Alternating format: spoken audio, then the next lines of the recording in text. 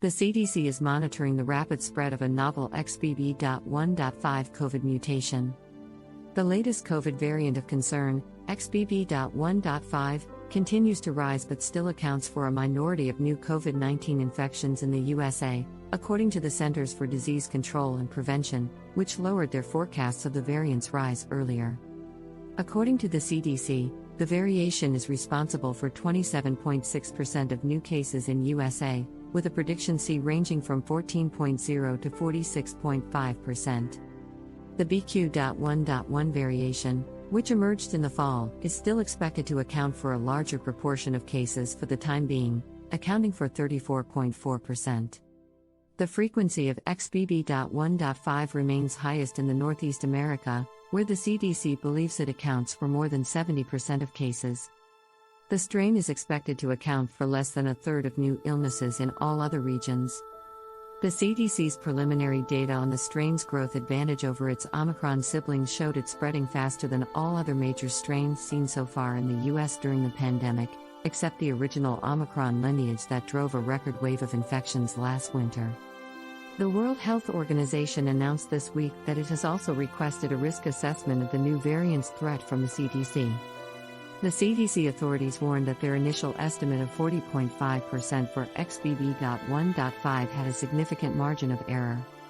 Because virus samples might take weeks to sequence, the FDA employs a no-cast methodology to forecast strain expansion. So far, federal health experts say there is no evidence that the strain is causing a higher risk of serious disease than prior Omicron waves, based on data from where the strain initially became prevalent. The current supply of updated bivalent booster shots, which target Omicron as well as the original strain, is expected to provide some improved protection against XBB.1.5, according to the FDA's commissioner this week, and antiviral treatments such as Pfizer's Paxlovid pills are expected to remain effective. The rise of XBB.1.5 is displacing two Omicron variant cousins BQ.1 and BQ.1.1, which dominated a wave of infections last fall. Scientists believe that XBB.1.5's rapid expansion is the result of significant mutations added to what was already one of the most immunological evasive forms of Omicron. The majority of the first XBB.1.5 cases documented in worldwide databases until early November were sequenced in and around New York and Massachusetts. A rise in the number of hospitalizations. The rise of XBB.1.5 coincides with an increase of COVID-19 hospitalizations in the United States in recent weeks. In numerous places, the rate of new admissions is now faster than it was this summer. The CDC forecasts that hospitalizations among the elderly in New England are currently reaching peaks seen during the winter of 2020 to 2021, but remain lower than this time during the first Omicron winter. Official case numbers have not risen significantly. However, test positivity rates imply that official counts are vastly underestimating the virus's spread.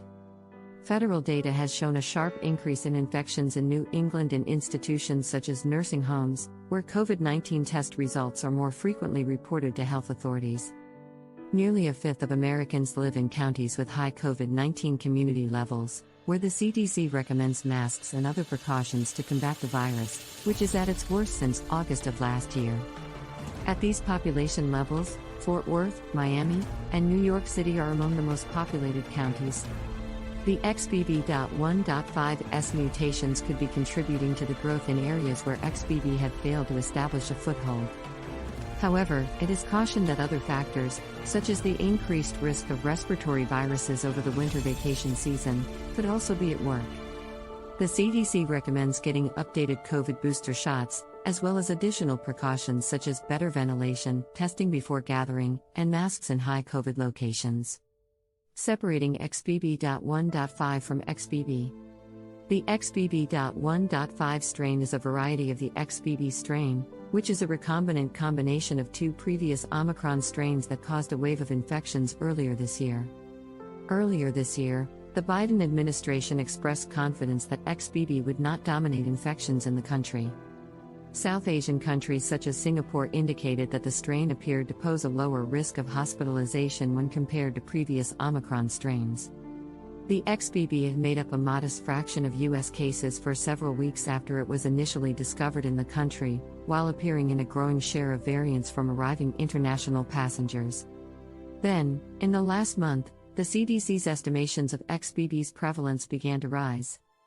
These data are given weekly in no-cast projections based on the sequences received thus far by authorities. The CDC now claims that XBB.1.5 was mostly responsible for the surge.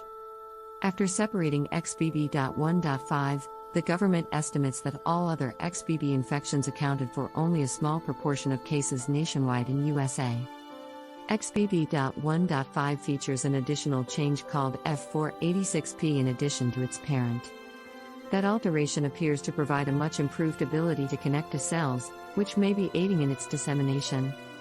Vaccines, treatments, and diagnostic tests. Prior to evolving into XBB.1.5, XBB was already among the strains with the highest immune evasion compared to previous big Omicron strains. XBB seemed to be the most profoundly resistant variation of any lineage studied too far to antibodies from breakthrough infections.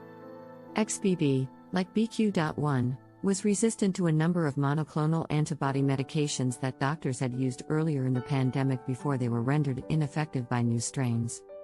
A team of federally funded researchers discovered earlier this year that the current batch of updated bivalent boosters appear to offer better neutralizing activity Omicron variants, including XBB, when testing antibodies in the blood of people who received the updated booster versus only the original vaccines.